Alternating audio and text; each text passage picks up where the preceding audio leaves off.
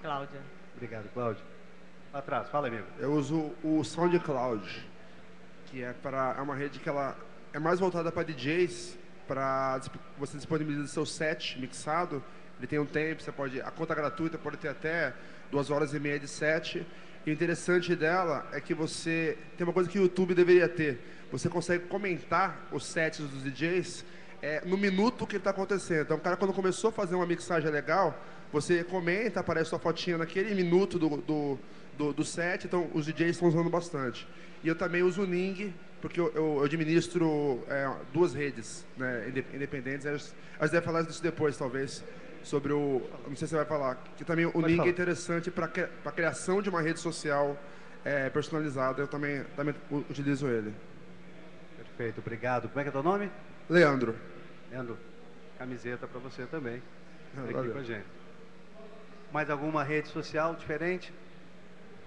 Obrigado. Gente, a gente tem que olhar alguns fatores.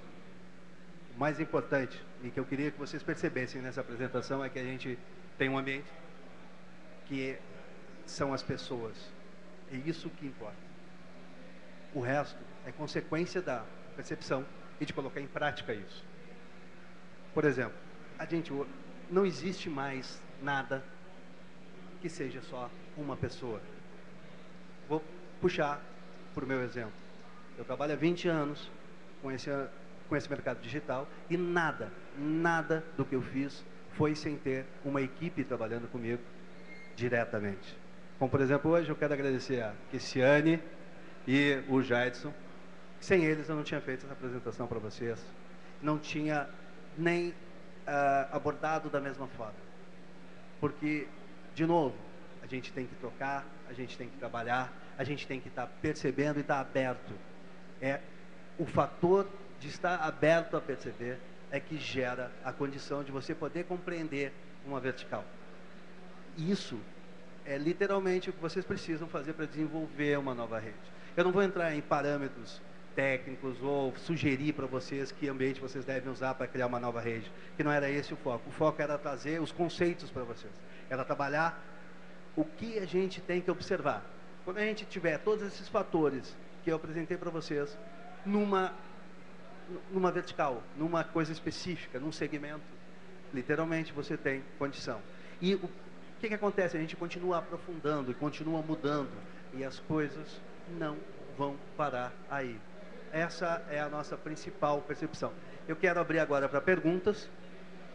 Por favor, se alguém tem alguma pergunta. Lá, aqui. Os dois aqui, por favor.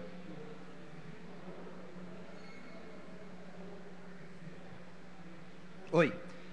Meu nome? Rodrigo. Obrigado. Você falou bastante sobre a verticalização, sobre a criação de redes para nichos, tá? Você não acha que isso acaba pulverizando demais pelos usuários? Porque eu vejo hoje em dia também um caminho indo proposto de agregar as redes, tentar centralizar elas num ponto, em vez de você ter N redes conversando com cadastros separados, com perfis separados, né? Qual é a sua visão sobre isso? Por que a gente tem os dois caminhos andando em paralelo e qual deles você imagina que vai dar mais certo? Obrigado. Desculpa, é Rodrigo, né? Rodrigo. Camiseta para você, tá bom? Independente de qualquer coisa, não é para brincar com você, as duas coisas. Vou dar um exemplo do mundo físico, do mundo antigo, muito antigo. A gente tinha, nos anos 80, várias lojas de departamento. A maioria delas não acompanhou o ritmo. O que aconteceu é que as lojas mais específicas, que entregam um valor específico, é que continuaram a existir e que cresceram verdadeiramente. Ao mesmo tempo, os shoppings ganharam mais importância. A mesma coisa a gente tem no mundo digital, ele replica isso. Tu sempre vai ter um crescimento da coisa específica, da vertical. Ao mesmo tempo, vai crescer a importância quanto mais tu tem coisas específicas, de tu ter uma ferramenta que te conduza para elas, que consiga mapear elas para ti, porque a gente vai chegar ao ponto que já está, literalmente, agora a gente já encontra isso, que tem tantas opções que tu já não sabe qual tu vai usar, ou tu não conhece todas que podem te interessar, e aí tu precisa de alguma ferramenta que te mostre o que tem daquele assunto. Então, as duas coisas vão crescer. Na realidade, uma faz a outra crescer mais. Né? Discorda? Concordo. Legal. Aqui atrás. Por favor. O que eu queria te perguntar, eu trabalho em uma universidade e o que está acontecendo, você falou mais na parte de empresa, mas na parte de universidades é de algumas universidades criarem, transformarem aquele sistema acadêmico clássico dela em redes sociais para que os alunos interajam internamente.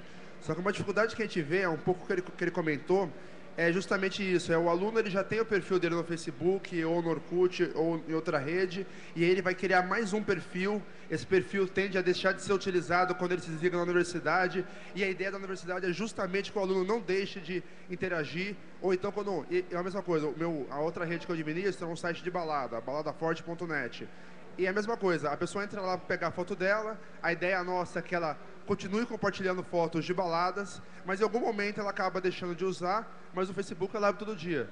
Né? Então, a questão que fica que eu queria que você falasse um pouco sobre isso, se é mais interessante essa rede vertical, ela focar em ser integrada com com uma rede mais geral, né? Uma rede horizontal como o Facebook, ou se não, se é mais importante que ela tenha uma comunicação mais frequente com o usuário, mesmo que ele não entre. Só que aí entra naquele problema do semi-spam, né? De você ficar enchendo o usuário de se sentir incomodado, de a rede ficar chamando ele quando ele não vai mais lá. É o caso do Badu, né? Ninguém entra no Badu, mas quem entra no Facebook, o Badu enche o saco diariamente. Então eu queria que você falasse um pouquinho sobre isso. Tá bom, tem mais de uma coisa que a gente está falando aí. Primeiro, em relação à continuidade ou efetividade de uma vertical criada, se ela não observar todos os valores que a gente descreveu aqui, ela literalmente vai perder. E aí ela tem que observar isso, se ela vai ser momentânea. Por exemplo, no caso da universidade, se não trabalhar uma relevância posterior, não vai ter continuidade. As pessoas vão abandonar.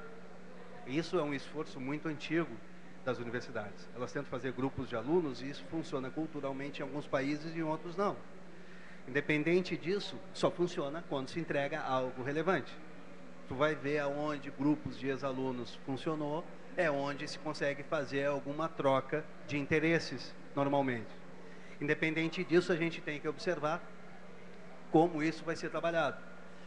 Colocaste um outro ponto, que é quantas vezes eu vou inserir meu nome, quantas vezes eu vou fazer perfil, quantos perfis eu vou ter. A resposta para isso é a mesma resposta que a gente tem hoje em relação a outras coisas de padronização. A gente viveu, acho que nem todos vocês, mas eu vivi muito isso, todo mundo se queixando nos anos 90, porque a gente passou a ter um padrão, que era Microsoft. Ainda pode ser, não quero discutir isso. Mas a gente se queixava muito. Padrão, padrão, padrão, padrão é horrível, só tem um com poder. Beleza. Aí agora a gente tem 50 padrões. Em mobile, a gente tem 10 plataformas importantes. É um horror para fazer qualquer coisa. Tu tem que desenvolver para uma versão de game, tu tem que desenvolver 14 versões se tu quiser funcionar numa base relativamente boa. De novo, a gente tem que amadurecer o nosso mercado. Parece muitas vezes que vai ser mais simples tu usar uma integração com uma rede que as pessoas normalmente já tenham como base de uso, como por exemplo o Facebook ou o Twitter. Mas isso vai depender de como essas redes vão interpretar isso. Se elas vão usar as mecânicas para se tornarem um padrão de referência de identificação. E não é exatamente isso que a gente tem encontrado ainda nos movimentos que estão no mercado.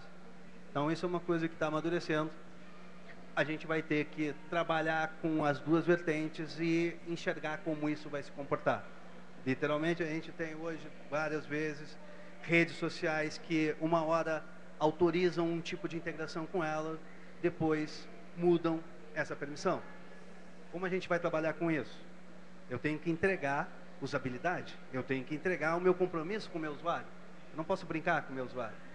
Então, felizmente, essa é uma pergunta que a gente vai levar um tempinho para responder, porque a gente precisa que o mercado amadureça. Só mais uma outra coisinha. Por exemplo, a gente tem o caso da Azul, que ela tem o site formal da empresa e ela criou uma rede, certo? E você tem outros casos que o próprio site já é a rede.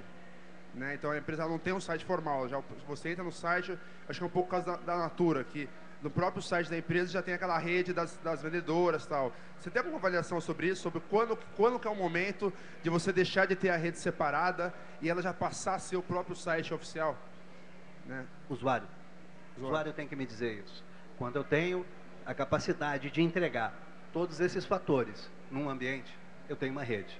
Se eu ainda não tenho a capacidade de entregar todos esses fatores, eu não tenho uma rede.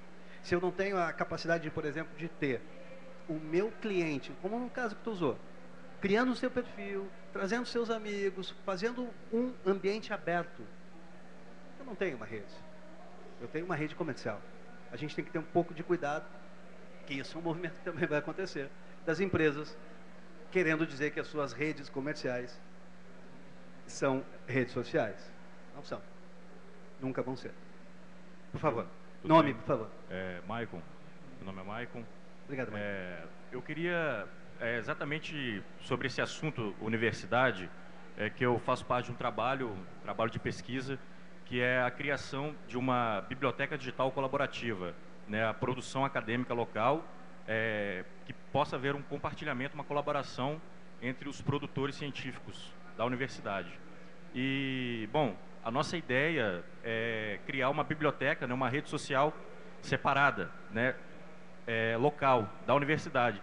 E você falando, né, sobre isso, assim, está havendo ainda uma pressão muito forte para a gente não aderir às redes como Facebook, né? A gente está querendo criar essa rede separada. Assim, eu queria saber qual o seu conselho.